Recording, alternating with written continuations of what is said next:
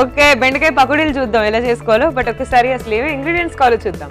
బెండకాయ ముక్కలు, నూనె, కారం, వేరుశనగపప్పు, శనగపిండి, గరం మసాలా, బియ్యపిండి, ఉల్లిపాయ ముక్కలు, కొత్తిమీర, జీలకర్ర, సాల్ట్, అల్లం వెల్లుల్లి పేస్ట్, సోంపు.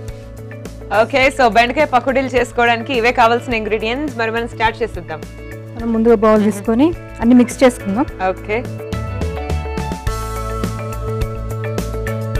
బెండకాయ ముక్కలు ఇందులో వేసుకుందాం.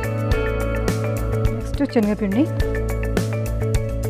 సో ఈ బెండకాయ పకోడీలు మీదేనా ఇన్వెన్షన్, లేకపోతే మీరు ఎక్కడైనా టేస్ట్ చూసి బాగున్నాయి అనుకుని అన్ని నేనే చేసుకున్నాను. అన్ని మీరే? బయట ఎవరో చేసినా నేను చేయను. అంతేనా? మీకంటూ ఒక యూనిక్నెస్ ఉందన్నమాట. నెక్స్ట్ బియ్యపిండి. సో ఎప్పుడు ఆనియన్స్ తో పకోడీలు చేసి బోర్ కొట్టి బెండకాయలతో చేస్తారా? నేను అన్ని ట్రై చేస్తాను పకోడీలు. సూపర్ అండి. నెక్స్ట్ కొన్ని పల్లీలు వేసుకోవాలి. వేయించారండి పల్లి? ముందుగానే వేయించి పెట్టాను. నెక్స్ట్ కొన్ని ఉల్లిపాయలు,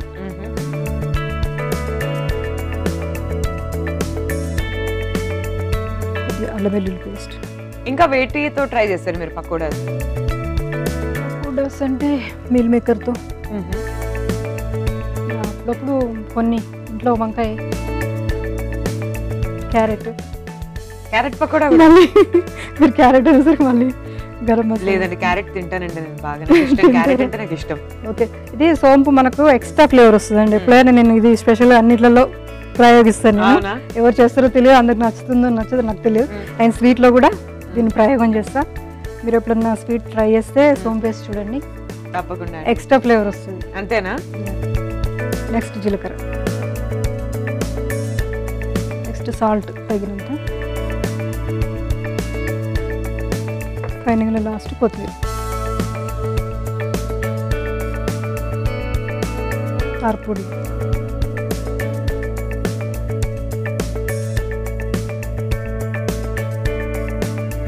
ఓకే, వాటర్ వేసి కలుపుకుందండి. ఓకే, మనకు అవసరం అనిపిస్తే కర్డ్తో కూడా కలుపుకోవచ్చు. ఓకే, నేను ఇప్పుడు వాటర్తో చేస్తాను.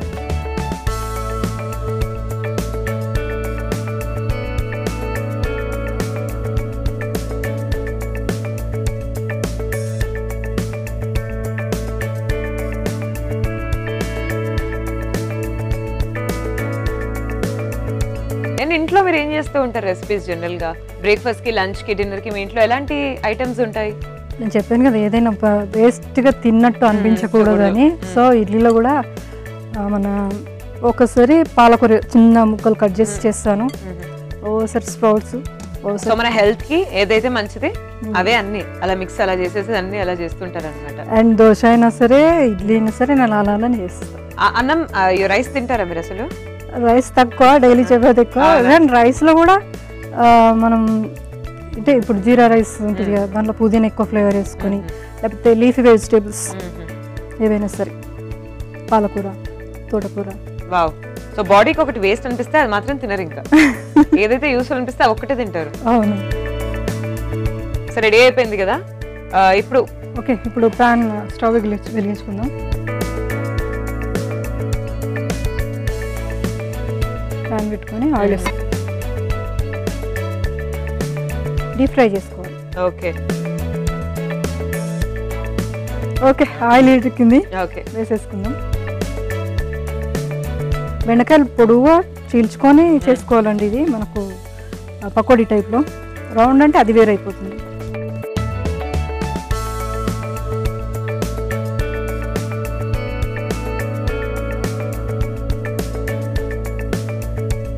సో బజ్జీల్లో, పకోడీల్లో మీ ఫేవరెట్స్ ఏంటండి? నాకైతే బజ్జీల్లో వంకాయ బజ్జీ అంటే చాలా ఇష్టం. ఆలు బజ్జీ. అవునా?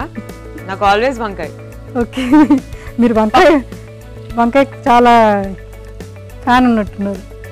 అన్నిటికీ ఫ్యానే, ఫుడ్ మొత్తంకి ఫ్యానే. బట్ బజ్జీలు ఎందుకు స్పెషల్గా వంకాయ బజ్జీ చాలా బాగుంటుందని నా పర్సనల్ ఫీలింగ్. ఆలు బజ్జీ డెఫినెట్లీ ఎస్, బట్ వంకాయ బజ్జీ ఇంకా బాగుంటుంది, మసాలా అంత బాగుంటుంది. సో ఎంతసేపు ఫ్రై చేయాలి ఇలా మనం ఈ పకోడీల్ని? బ్రౌన్. అంతేనా?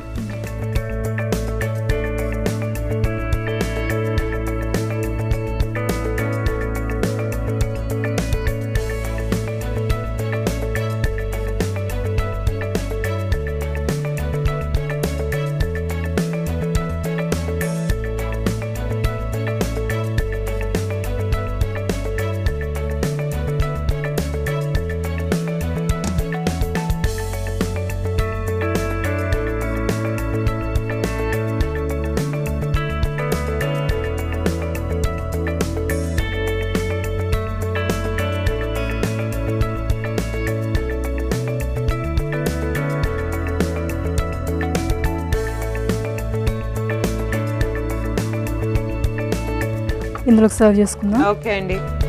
ఆయిల్ అంతా టిష్యూ పేపర్ కి అయిపోయింది, అబ్జర్వ్ అయింది. ఓకే, బెండకాయ పకోడీలు కూడా ఇప్పుడు ఫస్ట్ టైం తింటున్నాను నేను. అవునా? నిజం, ఐఎమ్ ఎక్సైటెడ్ టు టేస్ట్ బెండకాయ కదా, I'm really excited. Festivals functions లో చేస్తారండి ఇది చాలా. అవునా? నేనే తినలేదండి ఇంతవరకు, ఎలానో మిస్ అయ్యాను. మీరు పూర్తి చేశారా మిస్సింగ్ ఫీలింగ్ ఇప్పుడు చేసి?